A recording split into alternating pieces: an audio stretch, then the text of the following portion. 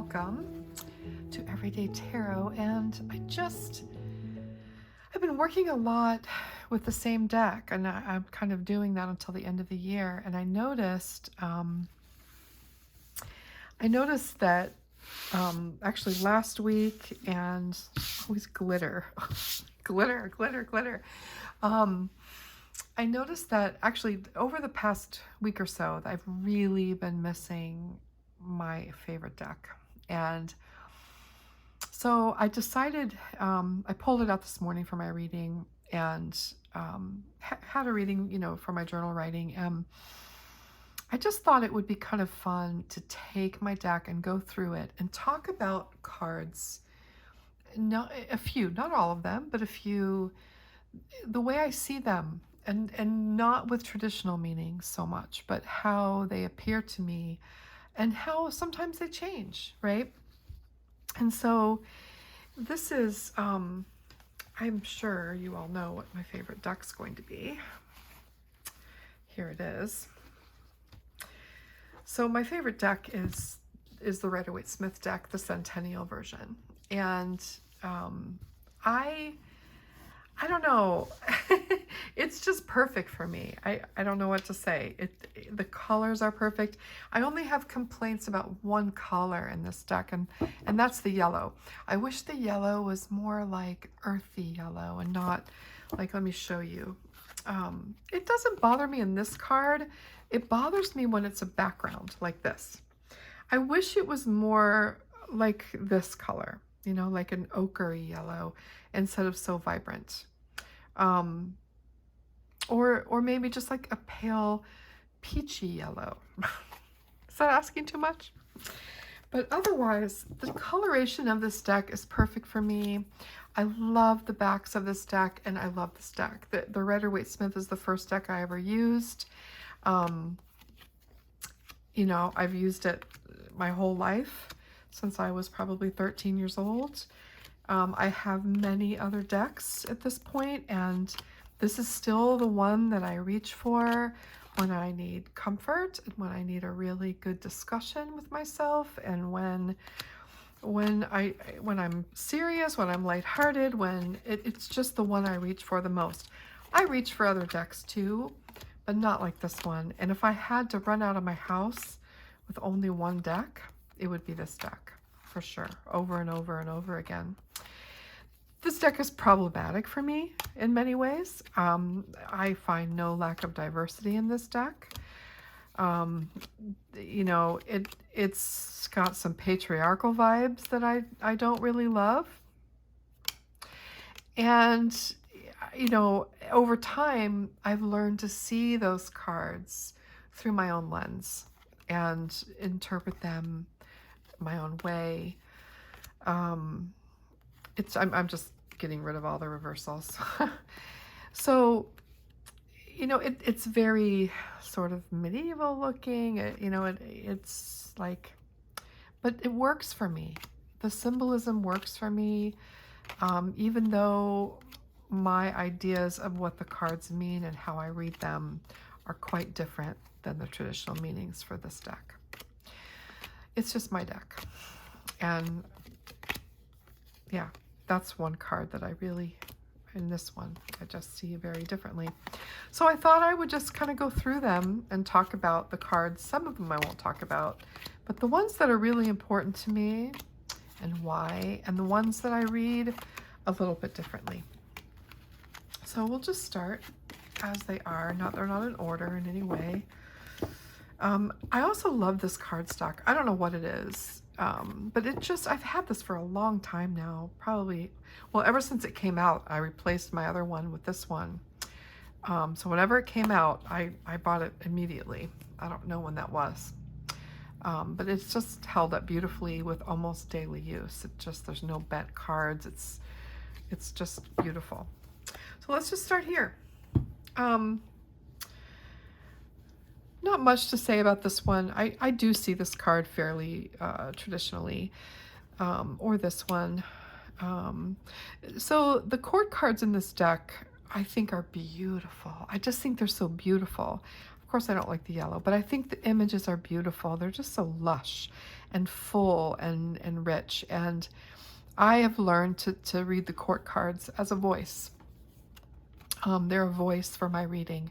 When I pull a court card, I try to see the reading through the energy of the card. So, like the Queen of Cups would be water, water, so heavy on that. I try to see it through the voice of the card. So the Strength card is an interesting card. I actually, not until I started working with a Marseille deck did I start to see the Strength card as, or ever see the image of a woman usually forcing open the mouth of a beast, which is a really interesting symbol. It's really interesting and metaphor. But this card I always saw as very gentle, and that's just how I see it. This is a co-creation type of thing, and for me, I actually had a dream about this card years ago where this card actually sat on the edge of my bed and talked to me. Yeah, and it has a very personal meaning for me, but it's very much about my relationship to the animal world, and how I look to them as my co-creators in life and my teachers.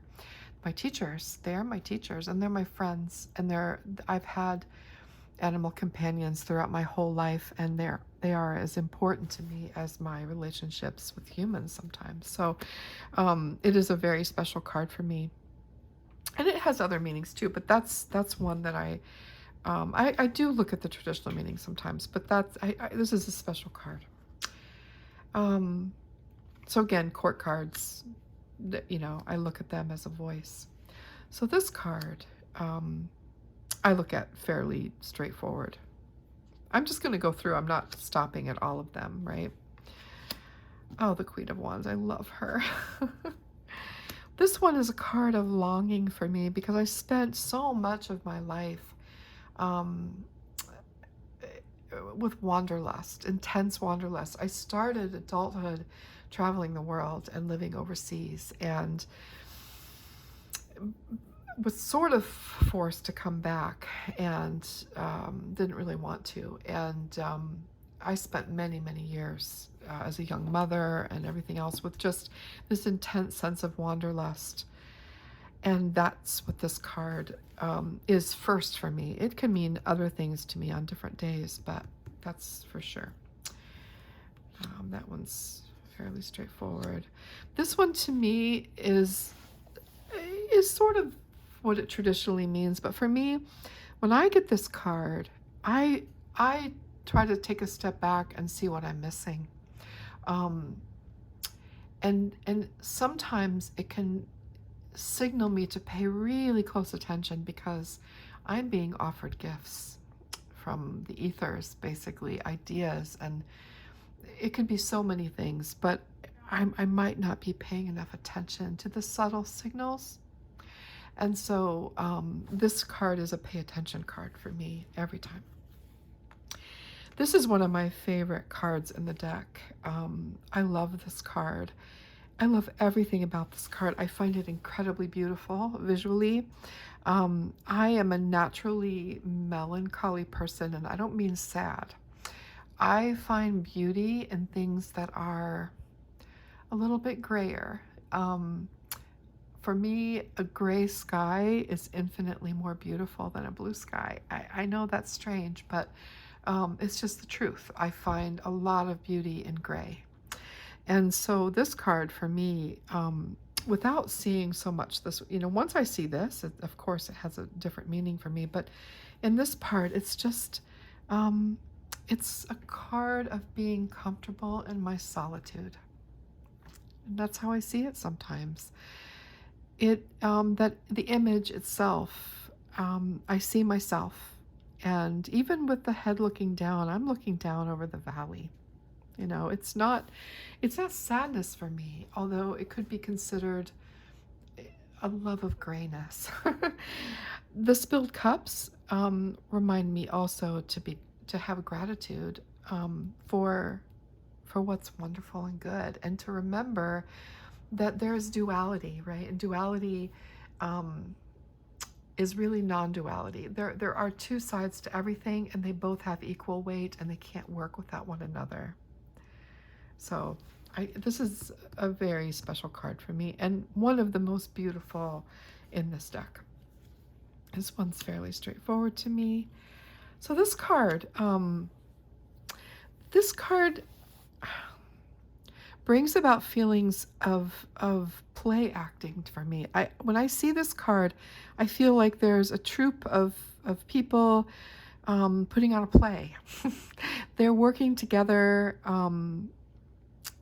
It's not a real battle. There's nothing in this that suggests anger or anything like that. It's just sort of like fun and play and games. And that's how I see this card, and I know it's very much not what it traditionally is about. But when I get this card, I had it recently, and I see it more as, am I having enough fun? Am I collaborating enough? Am I enjoying like playtime with other people? I mean, that's how I see this card. Just it never felt, I don't know, like this. I zone in on this person, and this person that looks like they're smiling to me, and it's just, I don't know. It's a funny card for me. Um, this person, I could read this card all different ways, the Five of Swords, but sometimes I see it as, I need to be more helpful. I need to help people. I need to pick up. I need to do my share of the tasks more often. I see it that way. It's funny. I don't see it in the traditional way that often. That one. These are all cards that I see fairly traditionally, depending on my question and what I want to speak about. The Fool is eternally, for me, beginner's mind, and the reminder to not take life so seriously and to enjoy it and be flamboyant now and then. Fairly straightforward. So, gosh, the aces are magical cards for me. I think they're really beautiful images. They're very inspirational. They are gifts. When I receive an ace, it's a gift. The Ace of Wands, if I were to receive that this morning, it's the gift of the spark of inspiration, and I need to pay attention, and I need to not take it for granted. And when it arrives, I need to stop everything and give it the space and nurturing that it deserves. It is a card of initiation and pure inspiration. It is a gift. All of them are gifts. That one I see fairly straightforward. I always think of Russia, my time in Russia, when I see this card, and I'm not sure why. Same with the Chariot. I'm not. I can't go anywhere if I'm not going with the flow, and if I'm not in control of myself. And so, yeah, I don't see it completely traditionally, but somewhat.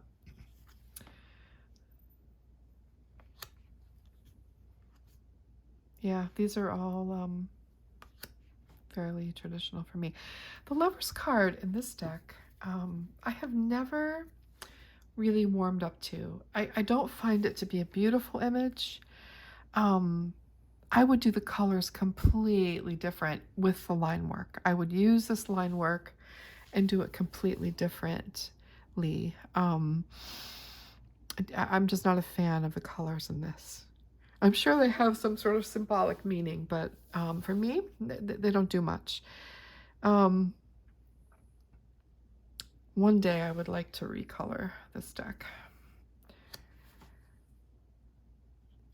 Yeah, same. So this card, the Two of Swords, is my favorite card in the tarot.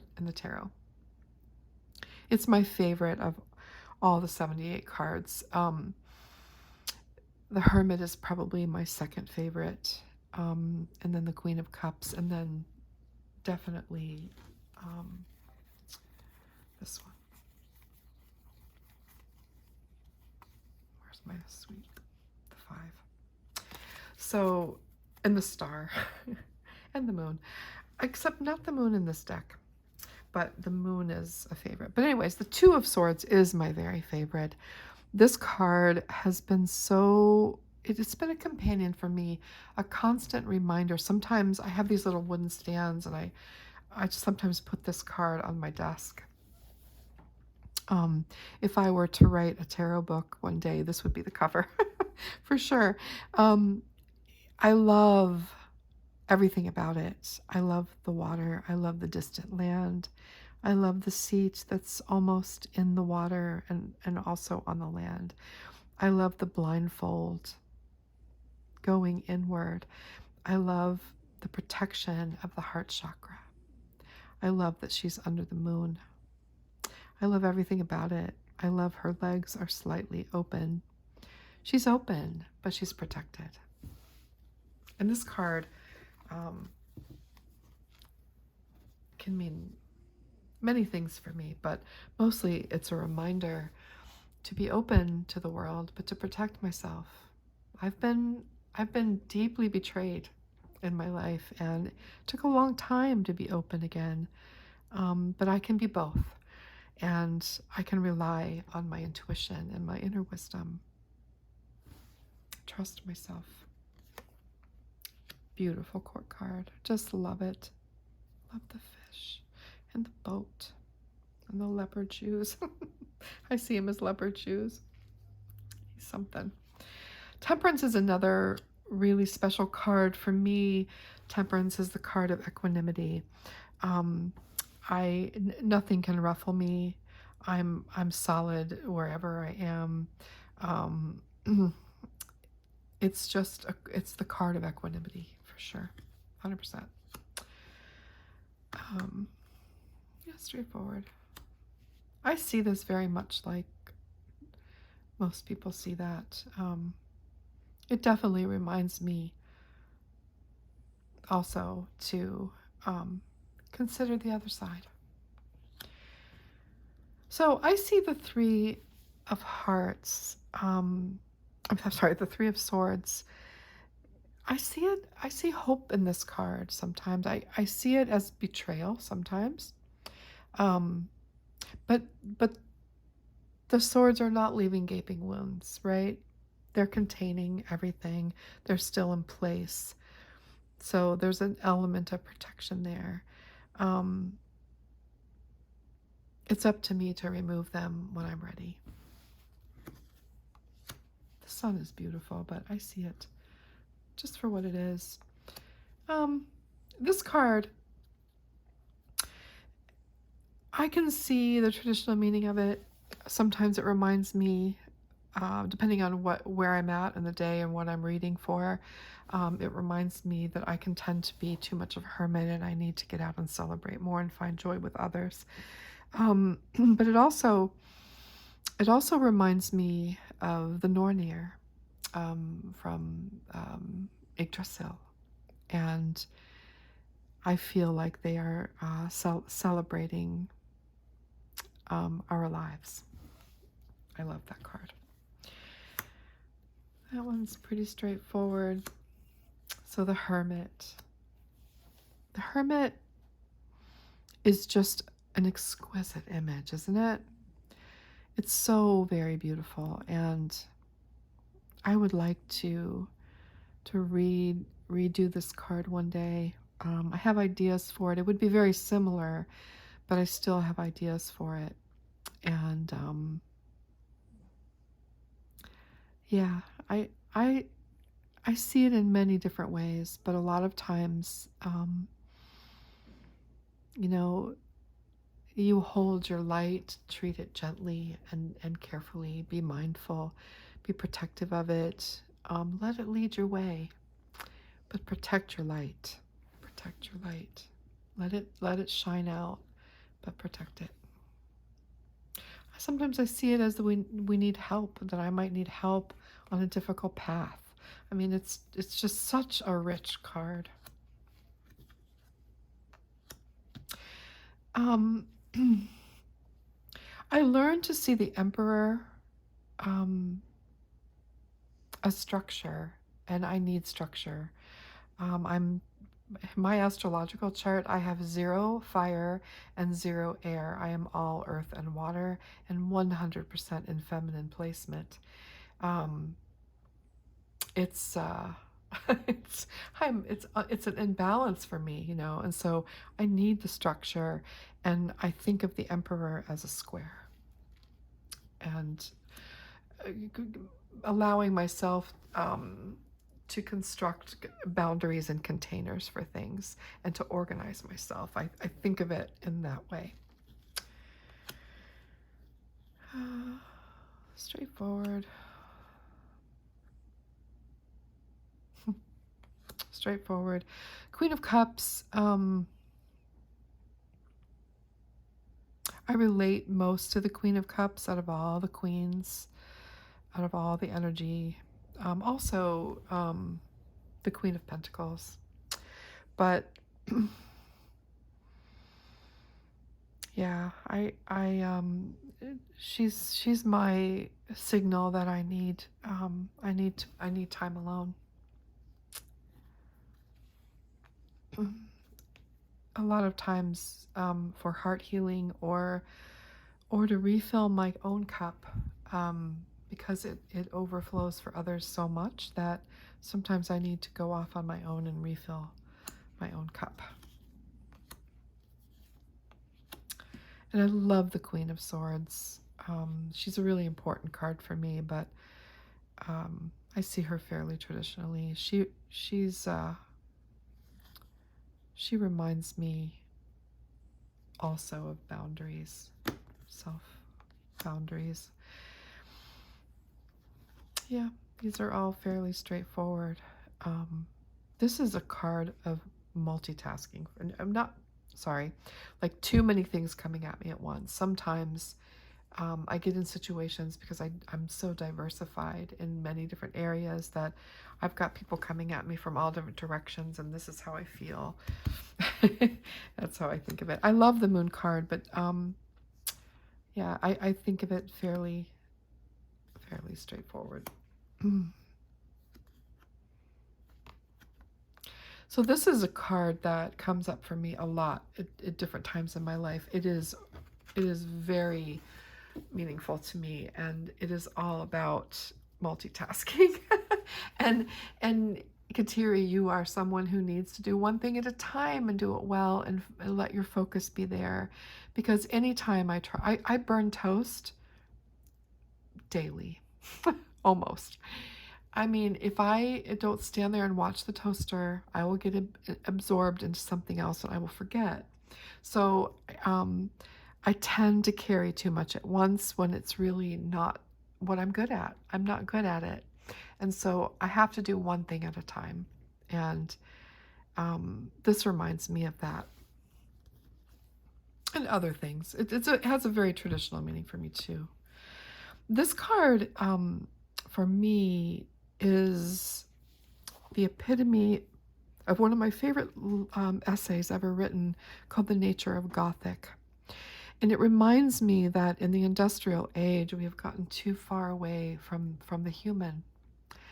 And it reminds me to keep things human and touched by human hands, and that human hands create things that are imperfect, but the most beautiful imperfect, right? Things that are touched by human hands are the most beautiful. And it reminds me to stay there, to stay in that place and not ever get away from that. King of Swords. This is a card that reminds me that there is no such thing as mastery. That's how I see it. There is no such thing as mastery. We work hard to learn our tools and materials. As an artist, I work really hard at my craft, really, really hard. Am I a master? I am not. Will I ever be, even if I keep working as hard as I do? No, I won't be. I am fluent. I reach for fluency. And this card reminds me of that no matter how hard we work, we will not master it. but we will reach fluency and our work will flow. And that's what it reminds me of. This is so, I see this very traditionally, but it's so me sometimes. um,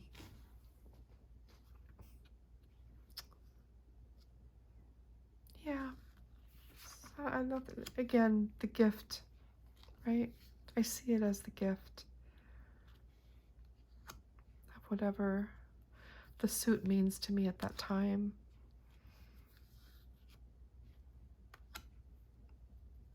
Same thing. This card often, it's also, it reminds myself to give myself the gift of solitude and silence because I need it so badly that my cup overflows. It really does. I love to overflow and to share. And sometimes I need to take a step back and be given this gift of peace and nourishment for myself. So it's very much also connected to the Queen of Cups for me. Such a beautiful image, though. I love the aces in this deck. This is fairly straightforward to me. Same with the Magician. I don't see it very differently. I really want to change that card, though. I really want to change that card. I love it, except for the colors. Yeah, it's fairly. I don't really have much to say about some of these because they're nothing unique from me. So the Death card in this deck means very little to me. I think it's a fabulous image, but it means very little to me. I don't really relate to this card. It's one of the cards that gives me trouble. I don't relate to it. So you know what I focus on? I focus on the flower. I focus on the sun. I focus on the water. I focus on the natural elements here. You know, and something really silly is I see this as a snail, and I think of snails and mushrooms and breaking down the soil, and this image, it just doesn't do it for me. Either does the devil. I mean, the chains are great. It reminds me, it reminds me of what I'm a slave to. But they're not my favorite in the deck, although I would probably miss them if they weren't there. This card is so beautiful to me. So beautiful. I love the moon in this card, and this card at certain times of my life has reminded me that it's okay to walk away from something if it's no longer serving your heart, even if it's successful, right? Even if you're at the top of your game, if something isn't feeling right, it's okay to walk away and turn and take a different direction. Very much how I felt at one point, just sort of making the decision between painting things to sell and be in galleries and shows. And I mean, I have work in museums, and I made the choice that wasn't the direction I wanted to go. I wanted to be a teacher. And so this card reminds me that it's okay to walk away even when everything is very successful, if your heart is directing you somewhere else. I don't see this any different than anyone else probably, this is one of my favorite cards. It is between this and the Queen of Hearts. That's me, right? Those are my cards. I'm not a Queen of Swords, and I'm definitely not a Queen of Wands. The Hierophant is also a problematic card for me in its image. I don't relate to the image. The card is very meaningful for me. I strongly look at this card as a card of tradition and of our ancestors and of all of the knowledge that has been passed down to us through the ages. That what a miracle it is that I'm even here, that my bloodline was successful enough to flow through and end up in my life, that I'm a living being because of my bloodline and all that came before me. I look at it that way. And if I were to create a Hierophant, it would be a crone. It would be an old woman of the woods or the fields or the mountains or the cave, who had a life full of knowledge. I know that I know what she looks like. I know what her life is. Um, she's she's she's the keeper of creation. She's what keeps the world going forward. And I've read that story many times. I've written the story many times. That's who my Hierophant is. But it's a really important card for me. I don't relate to that image. It's very self-explanatory, these. You know, this card always reminds me of medicine. Something, obviously, right? Why? We know why. Um, but a lot of times for me, this card reminds me to look to my knowledge of plants and other things, and it's a card of natural healing for me, and the healing power of love and of good plant love medicine. I see this card in that way. High Priestess, I love this card. She's very much how I see Mother Mary, in her power, in her intuitive element, so connected with the moon. I see Mary as an ancient divine feminine energy. And so she's a mix of that for me. And so when I see this card, for me, it's Mother Mary. The Star card has been a really wonderful companion for me. When I see the Star card in a reading, or when I visualize it, when I need it, to me it's like a warm bath with candles and beautiful oils, and it's the most healing thing, the most healing place, and the place where I feel safe and calm and nurtured, and warmed. I don't know, it's just that for me. And it's a card of healing light and sparkle and starlight.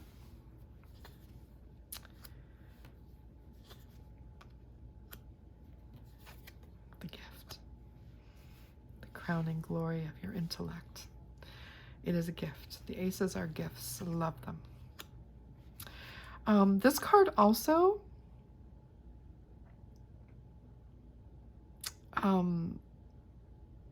reminds me. So I talked before about the wanderlust thing, and it's the other side of that. It's that now I'm at a point in my life where I've put my roots down. I've plunked in my staff into the ground where I stand and where I live, and the world is still in my hand, right? I can still